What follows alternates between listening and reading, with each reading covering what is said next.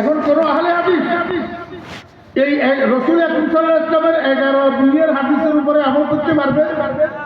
তাহলে আপনি কি এর আহলে হাদিস? তাহলে আপনি বিয়ে কয়টা করতে পারবেন সর্বোচ্চ? 4টা। কেন? রাসূল আকরাম সাল্লাল্লাহু আলাইহি ওয়াসাল্লামের সব হাদিসগুলো উম্মতের জন্য আমলের উপযুক্ত না। হাদিসগুলো উম্মতের জন্য আমলের উপযুক্ত হয় ওই সময় যখন হাদিস সুন্নতে পরিণত হয়। যখন হাদিস কিসে পরিণত হয়? সুন্নতে পরিণত হয়। আর হাদিস সুন্নতে পরিণত হয় সাহাবীদের আমলের দ্বারা। সাহাবীদের কিসের দ্বারা? আমলের দ্বারা। তাহলে আমরা কি ওয়ালা হব? আমরা আহলে হাদিস হব না, বরং আহলুস সুন্নতে ওয়াল জামাআহ। আমরা সুন্নত ওয়ালা আর সাহাবী ওয়ালা।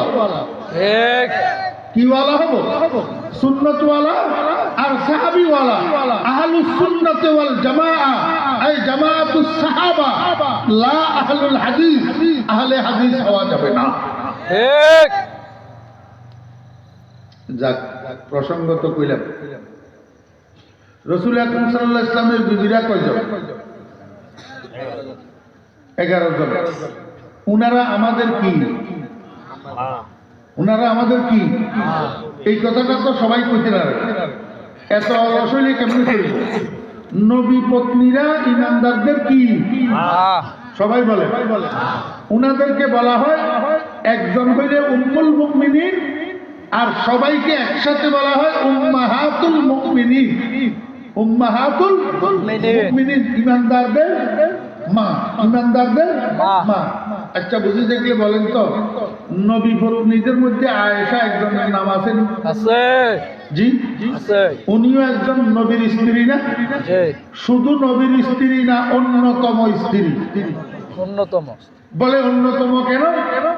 রাসূল আকরাম সাল্লাল্লাহু আলাইহি ওয়াসাল্লামকে একজন সাহাবী জিজ্ঞাসা করেন, মান আহাব্বুন নাস ইলাইকা ইয়া রাসূলুল্লাহ, হে আল্লাহর রাসূল, এই পৃথিবীতে আপনার নিকট সবচেয়ে প্রিয় মানুষটাকে? নবীজি বলেন আয়েশা। আল্লাহ। কি বলছে?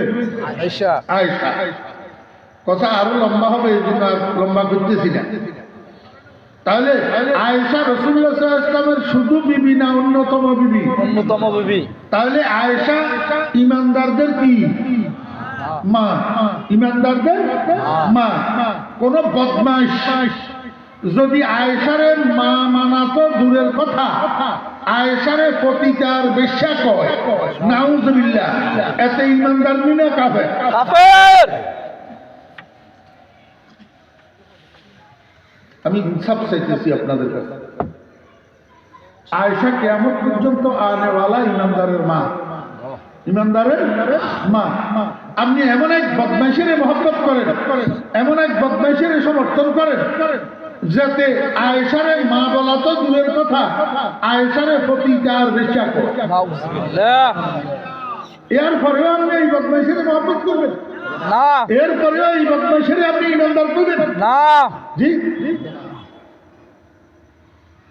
আমার আশ্চর্য লাগে, আমার কিছু ভাইয়েরা আছে এই বদমাইশের সমালোচনা করলেও আমার ভাইদের মনে কষ্ট যায়। কারণটা কি? আপনার অন্তরে আয়েশার মহব্বত বেশি না এই বদমাইশের মহব্বত বেশি?